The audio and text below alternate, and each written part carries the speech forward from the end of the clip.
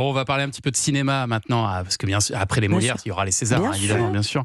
Et on va parler de ça avec Olivier Benkemoun et la sortie en salle de ce film Crime du 3e étage. Mais c'est aussi une histoire de couple de bobos. Ils sont partout. Les bobos sont partout. C'est un film de Rémi Besançon, inspiré librement avec beaucoup de brio de Fenêtre sur cour, d'Alfred Hitchcock. Vous reconnaissez le... Oui, Hitchcock présente. Bon, okay. C'est plus un hommage d'ailleurs, c'est une variation avec Gilles Lelouch, Guillaume Gallienne et Laetitia Casta. Elle est professeure de cinéma, spécialiste du cinéma du grand Alfred.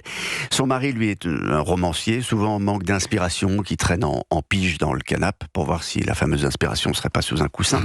Et puis voici qu'arrive leur voisin, metteur en scène, comédien, comédien, du genre vraiment comédien prétentieux, qui les invite à le voir jouer un interminable Hamlet. On ne passe. Hamlet en plus. Ça va bien durer au moins 2 heures, ça. 3h45. Sur quoi? Eh ben oui, c'est marqué là, j'avais pas vu. Pour le soir, il le pire.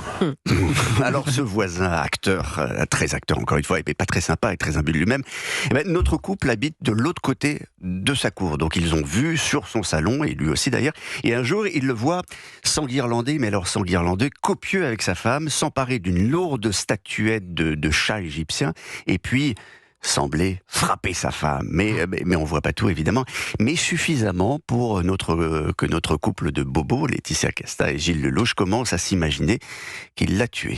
Et là, Monsieur Hill, tout s'emballe. C'était pas une simple dispute? Tu penses qu'on devrait appeler la police? Oh, ben oui, le FBI aussi. Non, mais ça va pas ou quoi? Colette, le personnage de Laetitia Casta, spécialiste d'Hitchcock, tout lui revient. Et pour elle, il y a crime, forcément. Ouais. Donc elle va espionner jour et nuit de manière assez obsessionnelle, et puis surtout embarquer son mari, Ronchon. Et la chance, c'est qu'un romancier, ça manque pas d'imagination. Ni de gadget d'ailleurs. Écoutez, on s'amuse quand même beaucoup. Évidemment, c'est bourré de références. Besançon en profite pour disséquer les secrets du suspense selon Hitchcock.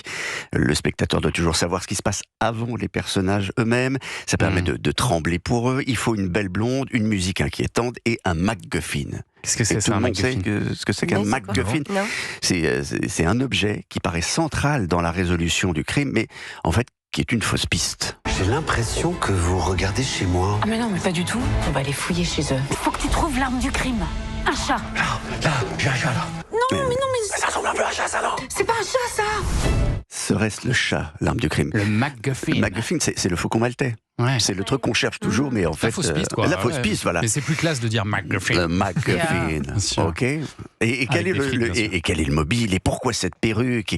Et bon, toutes ces questions qui se posent. Et donc, n'allez pas voir ce film pour voir Hitchcock. Il n'y aura jamais mieux que l'original. En revanche, c'est une comédie très sympa, où vous verrez avec beaucoup de plaisir des personnages changer, se révéler, faire preuve de courage ou de violence, et surtout d'imagination. Enfin, il y a même un petit parfum de Belmondo et du magnifique dans le personnage de Gilles Lelouch, en robe de chambre, mais qui écrit et qui se projette parfois dans ce qu'il écrit, et c'est pas mal. Non. On met plein d'étoiles. Moi, je mets plein d'étoiles. Plein d'étoiles. 4 sur 5. Ouais, allez, 4 sur 5. Allez. Sans émotion, pas de suspense. Tu l'as dit, Alfred. Le crime du 3e étage, c'est à voir donc au cinéma cette semaine. Merci Olivier Benkemoun.